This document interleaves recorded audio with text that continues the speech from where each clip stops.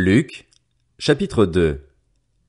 À cette époque-là parut un édit de l'empereur Auguste qui ordonnait le recensement de tout l'empire. Ce premier recensement eut lieu pendant que Quirinius était gouverneur de Syrie. Tous allaient se faire inscrire, chacun dans sa ville d'origine. Joseph aussi monta de la Galilée, de la ville de Nazareth, pour se rendre en Judée dans la ville de David, appelée Bethléem, parce qu'il était de la famille et de la lignée de David. Il y alla pour se faire inscrire avec sa femme Marie qui était enceinte. Pendant qu'ils étaient là, le moment où Marie devait accoucher arriva, et elle mit au monde son fils premier-né. Elle l'enveloppa de lange et le coucha dans une mangeoire parce qu'il n'y avait pas de place pour eux dans la salle des hôtes.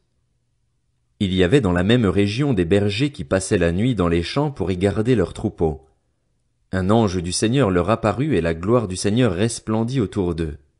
Ils furent saisis d'une grande frayeur. Mais l'ange leur dit, « N'ayez pas peur, car je vous annonce une bonne nouvelle qui sera une source de grande joie pour tout le peuple. Aujourd'hui, dans la ville de David, il vous est né un sauveur qui est le Messie, le Seigneur. Voici à quel signe vous le reconnaîtrez. Vous trouverez un nouveau-né enveloppé de lange et couché dans une mangeoire. » Et tout à coup une foule d'anges de l'armée céleste se joignit à l'ange.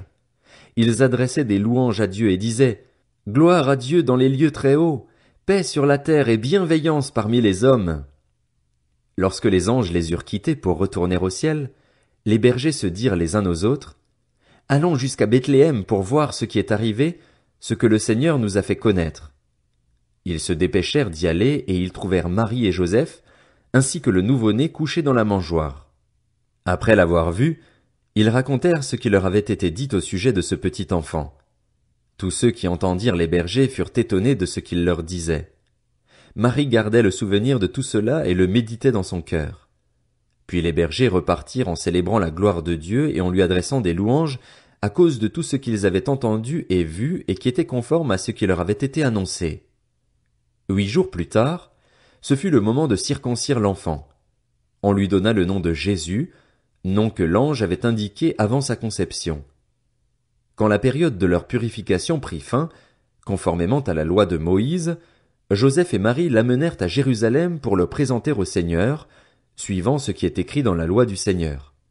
Tout mâle premier-né sera consacré au Seigneur, et pour offrir en sacrifice un couple de tourterelles ou 2 jeunes pigeons, comme cela est prescrit dans la loi du Seigneur. Or, il y avait à Jérusalem un homme appelé Siméon. Cet homme était juste et pieux, il attendait la consolation d'Israël et l'Esprit Saint était sur lui. Le Saint-Esprit lui avait révélé qu'il ne mourrait pas avant d'avoir vu le Messie du Seigneur. Il vint au temple, poussé par l'Esprit.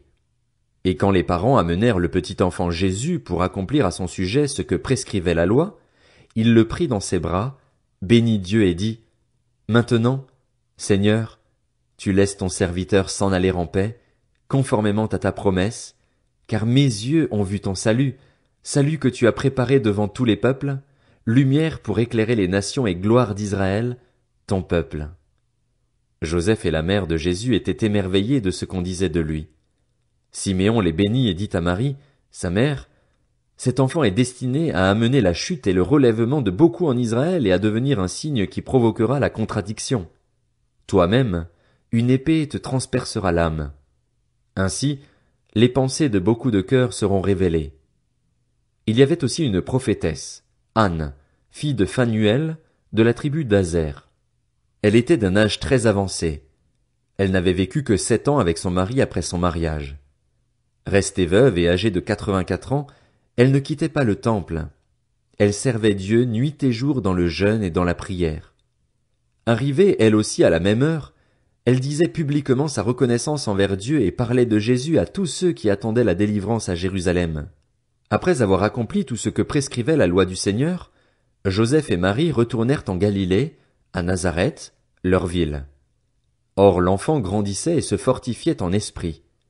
Il était rempli de sagesse et la grâce de Dieu était sur lui.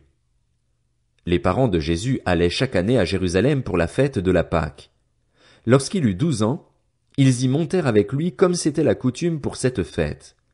Puis, quand la fête fut terminée, ils repartirent, mais l'enfant Jésus resta à Jérusalem sans que sa mère et Joseph s'en aperçoivent.